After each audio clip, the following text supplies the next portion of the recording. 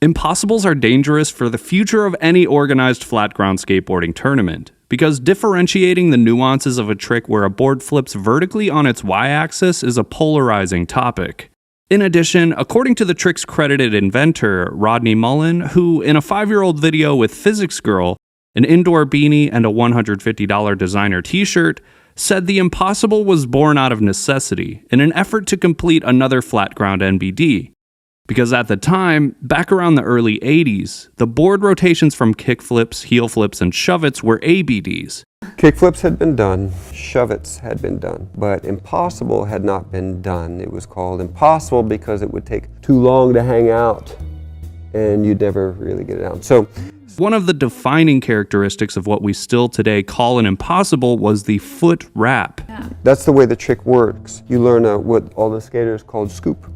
Learn to scoop it. So it's a scoop trick. It's worth mentioning that in a poll asking what characteristic defines an impossible, 23% of over 2,000 voters claim the vertical rotation is the deciding factor, while the remaining 77% majority believe it's the foot wrap. Thanks to the hard work from YouTube skateboarding legend Rad Rat, compiled impossible footage from the early 80s through that decade depict every single clip including a foot wrap from the trick. The foot wrap's affiliation with an impossible is rooted in the trick's infancy, and fast forwarding 40 years later, the Berrics implemented a stipulation in their ever-evolving rules that dictate the following. If your opponent wraps his impossible, you have to wrap your impossible. After thinking a little bit about the way this rule is written, it's a bit odd. First of all, if you're on defense and your opponent sets a 360-degree pop shove-it, but you decide to respond with a wrapped impossible, doesn't that technically mean, according to the way the rule reads, the skater on offense now needs to do a wrapped impossible? The Berrics wrap rule says if your opponent wraps their impossible, you too must wrap your impossible. If your opponent wraps their impossible, you too must wrap the impossible. No 360 shoves. It doesn't specify whether the opponent is on offense or defense. And there are at least 2 cases from earlier seasons that I came across in my data logging drudgery where the defender went out of their way to do the harder trick, an impossible, instead of the easier trick set on offense, a 3-shove. In Season 5, Shane set a trick that looks like neither a true impossible nor a true 3-shove. But because of the board's 360 rotation and lack of full foot wrap, anyone on defense could get away with a 360 shove-it, which are 15% more defensively successful than impossibles. Jimmy, who at the time was on defense in this particular game, goes ahead and lands a wrapped impossible. And while Carlin's whole foot doesn't necessarily wrap as well as others have done, I'd argue it's better than what Shane did offensively. Especially considering O'Neill's back foot wasn't even in contact with the board upon popping. If you think this Shane versus Jimmy case is a bad example, please consider the following. Cesar Fernandez set an undisputable offensive 360 pop shove-it in Season 3, Round 1. There's not even a shadow of a doubt that the lack of a foot wrap plus the completely horizontal board spin makes this a textbook 360 pop shove-it. On defense, however, Benny Fairfax does an almost 100% foot wrapped impossible and does not get a letter. The foot wrapping rule wasn't implemented until midway through Season 12, so there were no repercussions back in the Stone Age when this Cesar versus Benny situation took place, but it does beg the question, are these 2 skaters doing 2 entirely separate tricks? And if so, why? Even with the video's potato quality, a split second of Benny's foot detaching from the board is visible. But since he's on defense, and because Cesar set an offensive 3-shove, Fairfax is easily in the clear to avoid any letters.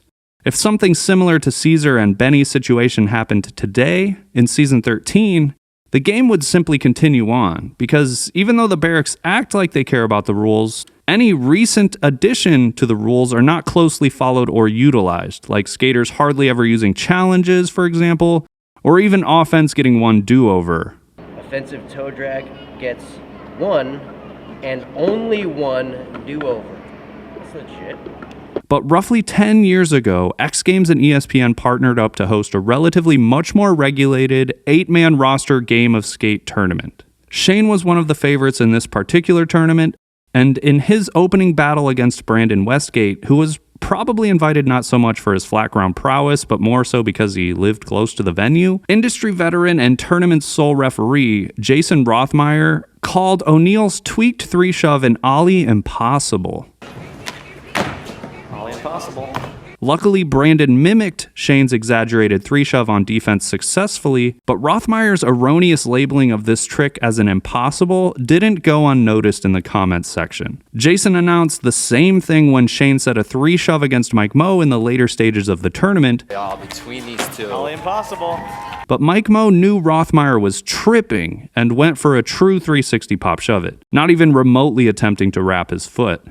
Neither of the two recognizable elements of what people would consider an impossible are evident in Shane's trick. First of all, there's no foot wrap at all, and the board is spinning on the x-axis just like any type of pop shove it.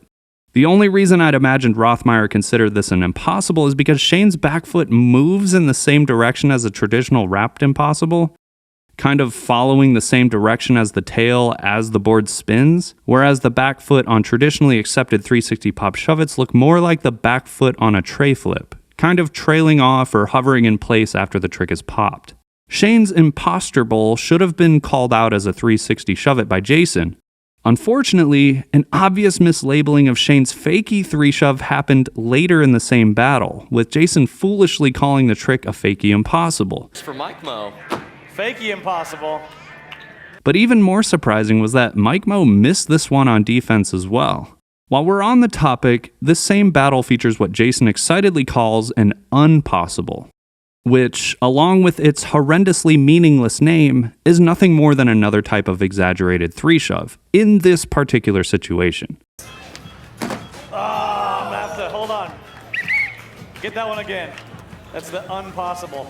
If I understand correctly, the board movement of an unpossible is intended to move the same way as a wrapped impossible. However, the back foot only pops the trick, while the front foot does the wrap. Johnny Geiger does a version of this trick that makes it much harder to dismiss, because in one of his marathon attempt videos, the eventual make visually displays a front foot wrap, as soon as the trick is popped, and continues to wrap until the landing. While I personally hate the name, I would argue that what Johnny Geiger did here is indeed a distinctly different trick from both a traditional impossible and a 360 pop shove it, because of the front foot wrapping. These next couple clips are Mike Moe doing what I would assume he calls the unpossible, or an impossible with the front foot doing the wrapping. And the problem I have with these tricks here is that his front foot doesn't do the wrapping until the board is already almost on the ground for the landing. Because of that, I would argue this is really just a special type of 360 pop shove it. An unpossible is also different from a front foot impossible. An unpossible moves the same way as an impossible, similar to the clockwise spin of a backside 360 pop shove it, with the nose swinging long end underneath the back foot.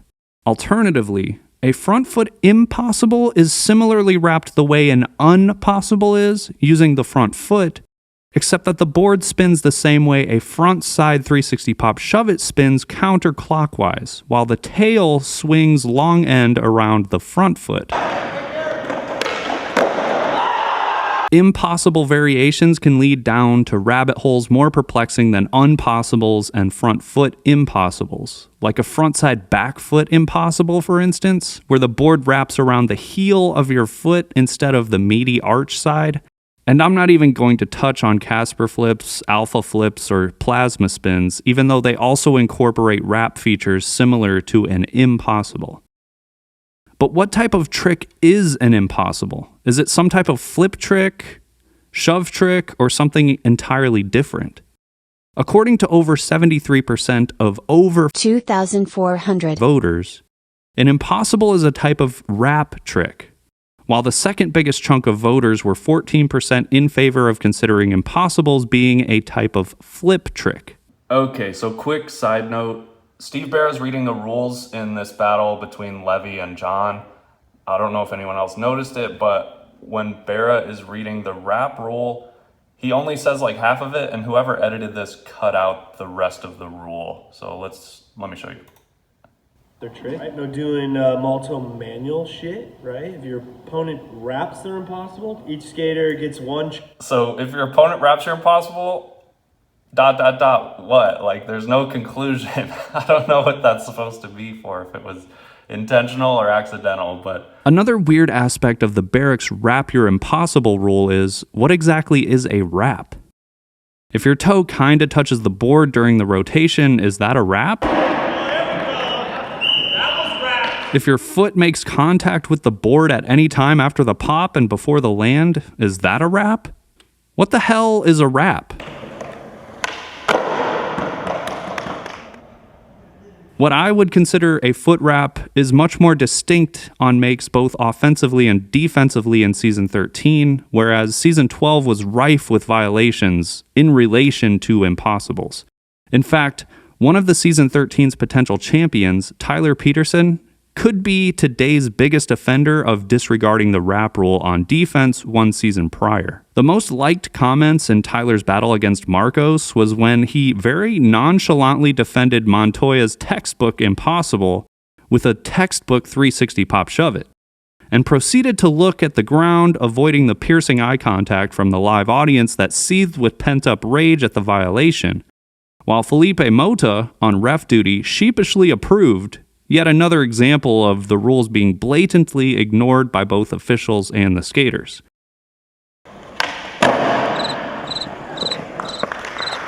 To be fair to Tyler, though, he did seem to clean up his act with impossibles in the championship battle against Jamie, making more of an effort to wrap his foot on defense. So why does the impossible pose any type of threat to the Berrics in their tournament? Well, for starters, at least in the case of the history of the tournament, 360 shove-its and impossibles are almost identical in both offensive and defensive attempt volume, and even more identical in offensive success rates, both at 90%. But defensively, as mentioned earlier, impossibles are only 50% successful, while 3 shoves are 65%.